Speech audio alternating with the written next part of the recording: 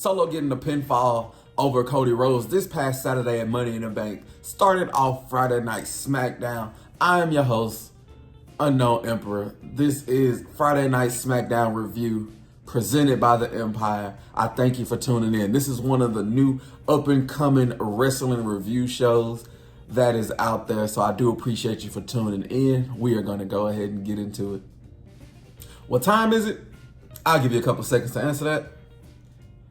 You ain't figured it out? It is Tiffy time. Tiffany Stratton, our Money in the Bank women's champion, women's winner, came out to get us properly started on Friday Night Smackdown to a roaring applause. She is highly over with the WWE Universe and with me because I most definitely represent Tiffy time. She stood in the middle of that ring letting us know that with this Money in the Bank briefcase will be great things to come. And then she put on notice Liv Morgan, Roxanne Perez, and Bayley so they can keep their head on the swivel. And not 5 seconds after she, mentioned Bayley's name, she made her way out to the ring. Her amazing self, our SmackDown Women's Champion Bayley, came out. She was giving a lot of backhanded compliments to the Money in the Bank winner, Tiffany Stratton. And she did somewhat appreciate her and acknowledge the fact that she is Miss Money in the Bank and that she just needs to, study a little bit, learn a little bit, because you probably wasn't aware that Bayley won in 2019. I guess she was making fun of the fact that Tiffany Stratton is a little inexperienced in this wrestling industry. So, but she retorted with, when you won, it was 5 years ago. That was equivalent to 1,000,000 years. But here I am, 3 years in the company, and she is the youngest Money in the Bank women's winner out there. Bayley said, yes, you are, but if you try to cash that in on me, you're going to make history as the first woman to fail her Money in the Bank cash in. This prompted Nia Jax to make her way out, claiming that Bayley was making empty promises and empty threats, that at SummerSlam that she is going to walk out the women's champion. And it was here that Bayley seemed a little upset, like, hey, I'm not the same hugger that I used to be. I am now the Grand Slam champion. And at SummerSlam, I am going to embarrass you for who you are. Then that's when Nia Jax looked at her and said, yeah, you're not a hugger, but does that make you BBL Bayley? Then she looked, and I was like, the cameraman even tried to pan, but he stopped himself, was like, nah, we're not going to get that. Then she called Tiffany her Barbie doll. And they tried to get the jump on Bayley. And while they were attacking her, Michin came out for the save and attacked Nia Jax and Tiffany Stratton with the kendo stick and ran them off. So this was a nice opening segment to Raw, and this led us into our next match. Nia Jax taking on Michin, then immediately followed, like I said, it set up this match. And fresh out the gate, Michin was running like a pit bull. She was getting chokeholds in, she was dropping kicks, and she was high flying, but she went for a tornado DDT and got tossed across the ring. It was here that Nia Jax essentially grabbed the momentum and basically never gave it back. There is in no way, shape, form, or fashion that Michin was going to beat Nia Jax, who was challenging for the Women's Championship at SummerSlam. No way, shape, form, or fashion. Now, I could have been wrong, but I ain't think that going into it. Like I said, Nia Jax had grabbed the momentum and she wasn't really going to get it back.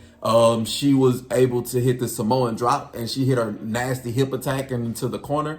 Michin wanted to fight back a little bit. She was able to hit her tornado DDT that she was trying for most of the match. But after she did still get slung across the ring, she did get hit with another Samoan drop. And then she got hit with the Annihilator. 1, 2, 3. Nia Jax wins. And after the match, Bayley went for the attack, started to beat up on Nia Jax, which caused Tiffany to get involved. She hit her with the Money in the Bank, and Tiffany and Nia Jax started to jump on Bayley, and they were gonna leave out. But this is when Tiffany started to walk back and try to pretend like she was gonna cash in that Money in the Bank. When Nia Jax walked up over her shoulder, was like, "Hey, what you doing? What are you doing?" And so they walked off.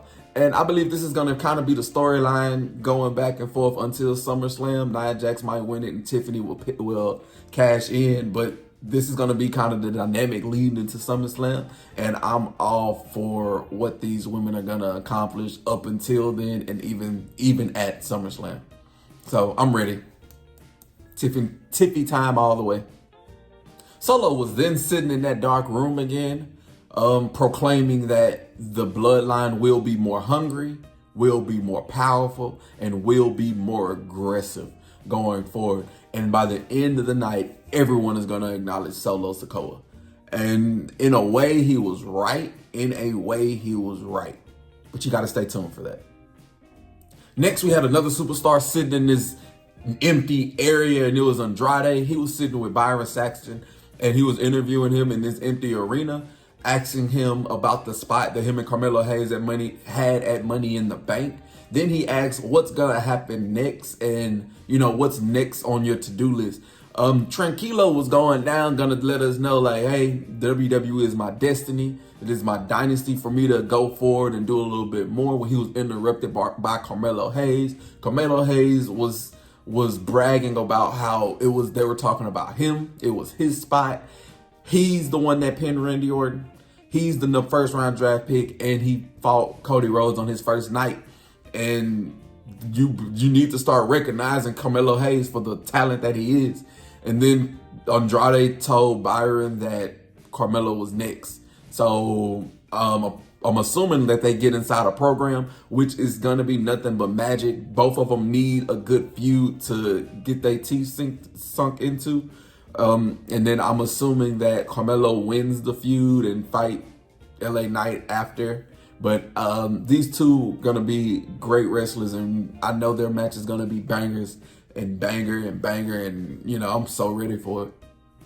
Tag team action was next, and it was Baron Corbin and Apollo Crews taking on Legado del Fantasma, represented by Berto and Angel. And while the latter was making their way to the ring, Apollo Crews was turned into a human projectile when Baron Corbin tossed him over the rope onto Legado del Fantasma. They threw Humberto into the ring, which got the match properly started, and Baron Corbin was running wild, laying down clotheslines, dives, all sorts of things as far as slam suplexes, dives into the corner, just knocking Humberto around. Cruz, Baron Corbin, they were able to knock Legado del Fantasma outside of the ring, and it was now Baron Corbin's turn to be a human projectile.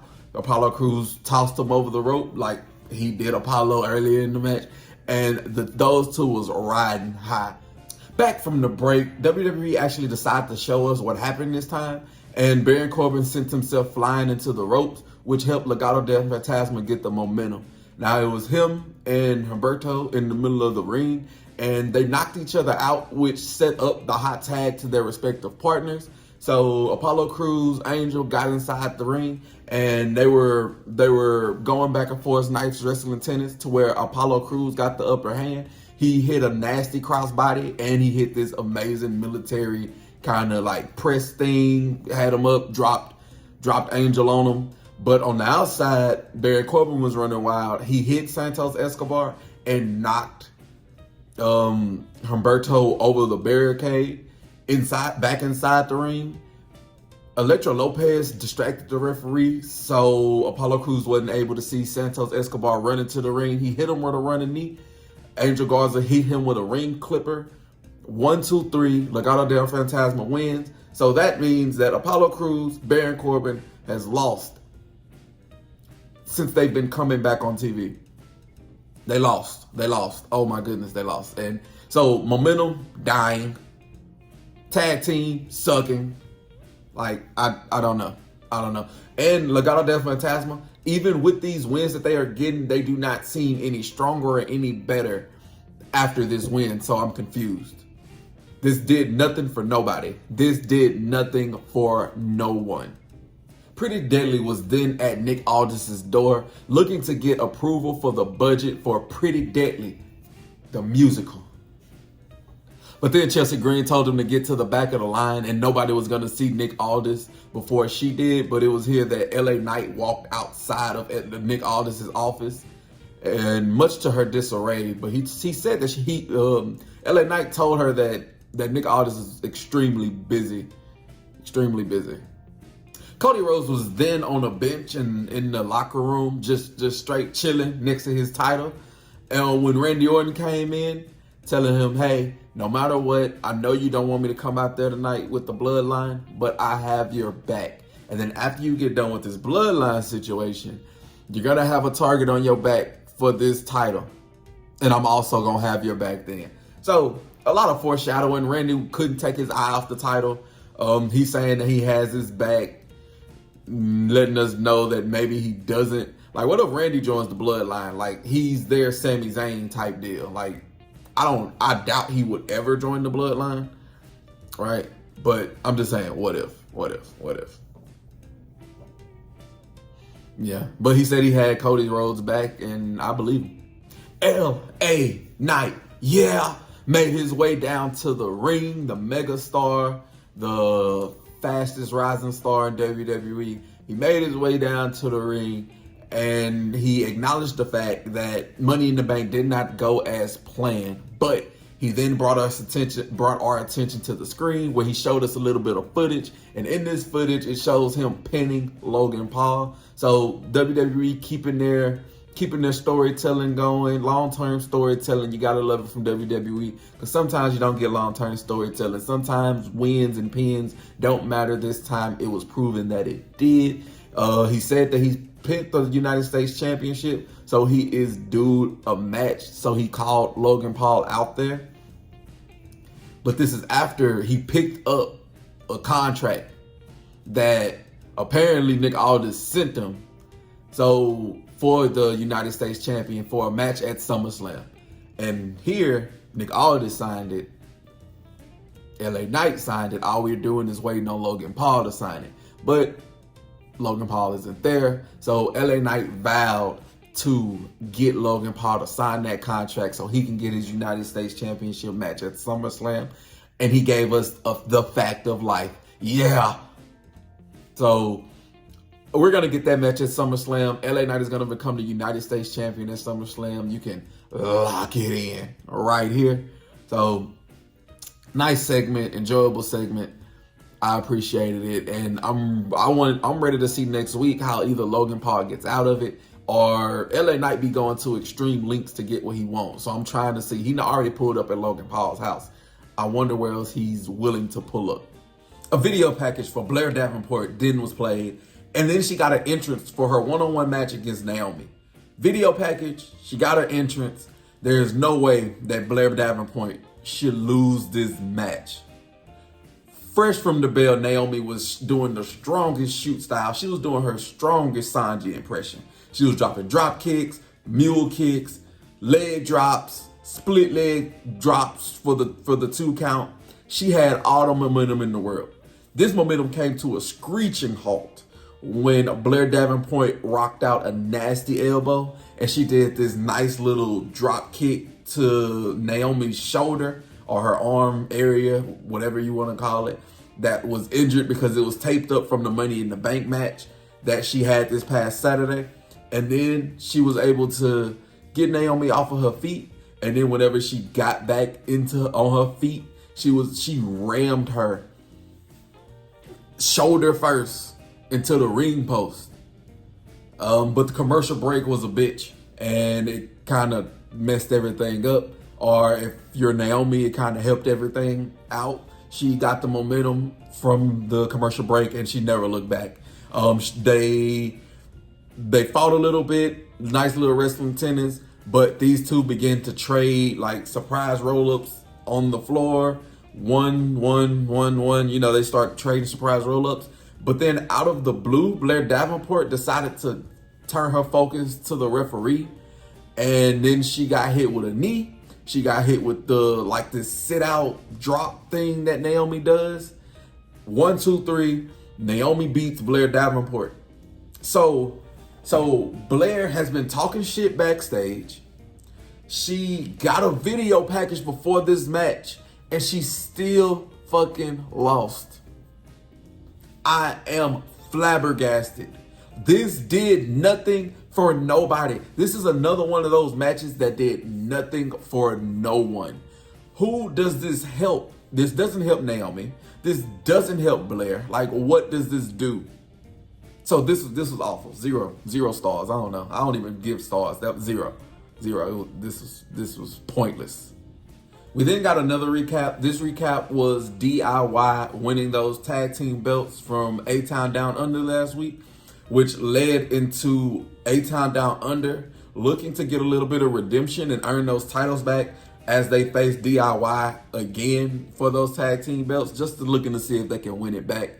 Grayson Waller and Tommaso Ciampa started off the match, and Grayson Waller started off running like a coward.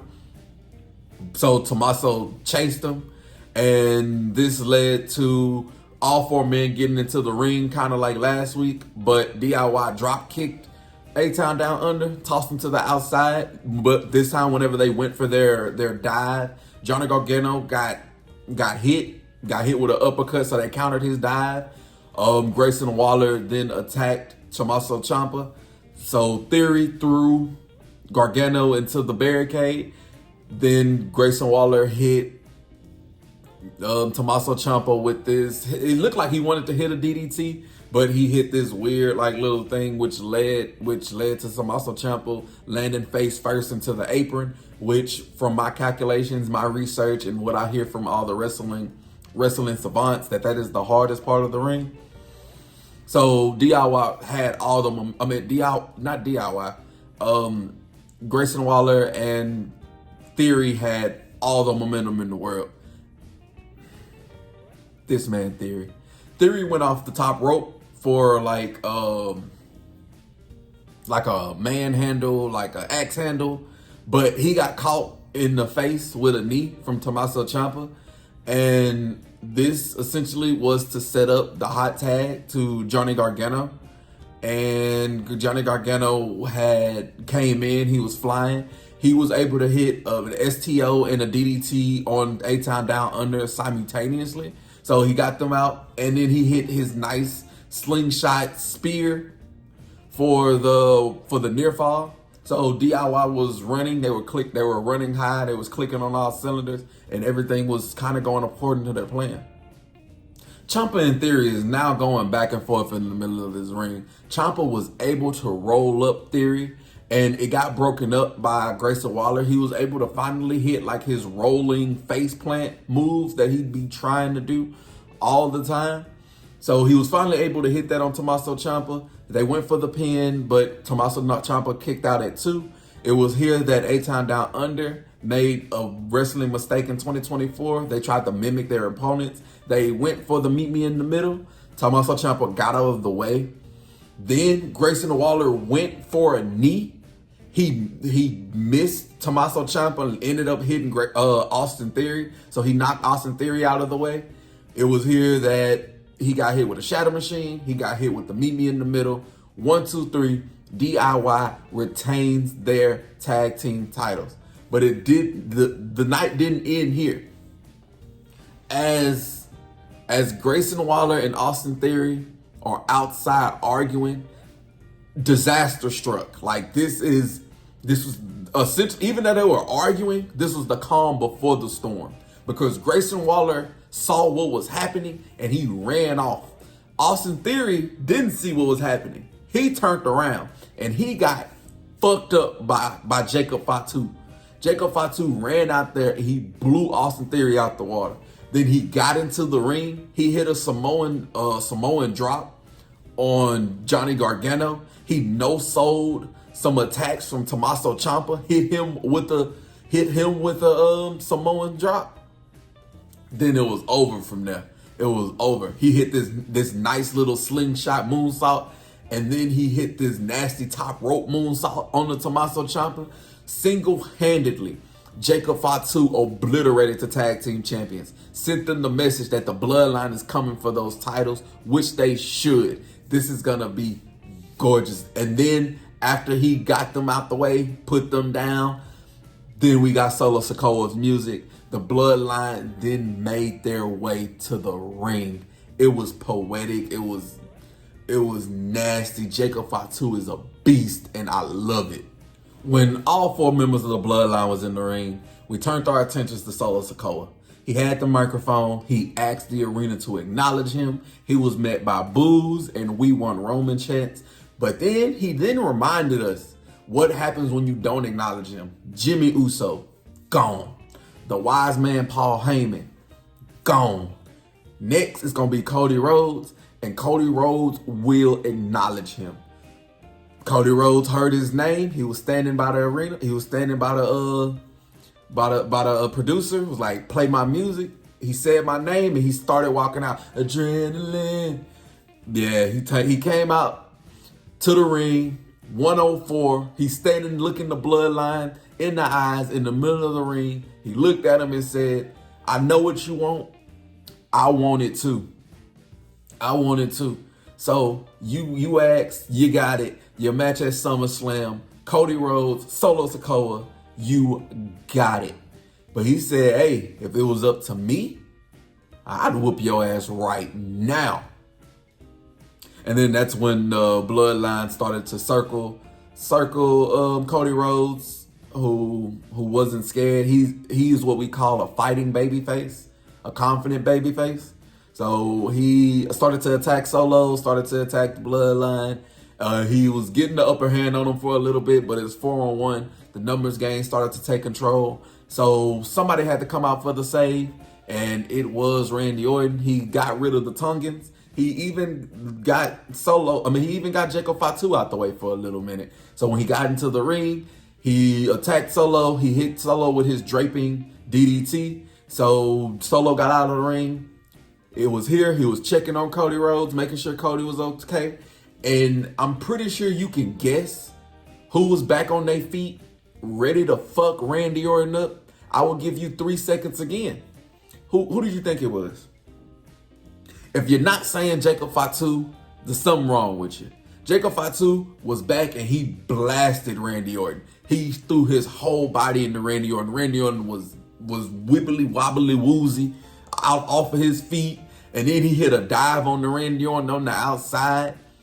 It was after this, Solo Sikoa and Jacob Fatu had put Cody Rhodes in the ropes and had him watch as the rest of the Bloodline abused Randy Orton. The Tongans hit Randy Orton with the steel steps. They had him holding him ready for Jacob Fatu. Jacob Fatu hit him with 2 super kicks, told the cameraman to get the hell out of the way. They got the announcer's table ready and clear and put Randy Orton through the table with a triple power bomb. This Bloodline is not playing with nobody. They not playing. When he said more aggressive, he is fucking people off. And just for shits and giggles, for the fun of it, even though he was tied up in the ropes watching his mentor get obliterated by these men, so Solo Sikoa hit him with a Samoan spike. So Smackdown went off air with the Bloodline throwing up the ones and Cody Rhodes in the rope behind them tied up. I love this storyline. I'm not even gonna call them Bloodline Beta no more. They have earned their Bloodline name. They are the Bloodline. And you better put some respect on it. I'm so ready. I think Jimmy go come back first. Probably next week on SmackDown, and then lead up until Roman Reigns coming back at SummerSlam. He might cost Solo the title. He might not. I don't know. That is the fun part. WWE is at a great place right now. Friday Night SmackDown is at a great place right now. But you feel more than welcome to let me know what you thought about it. Let me know what you think about this upcoming SummerSlam card. Let me know what you thought about my review. If you like what you see, leave a like, leave a comment down below. Don't forget to follow, subscribe to me and share it with everybody you know. I am Unknown Emperor. Until next time.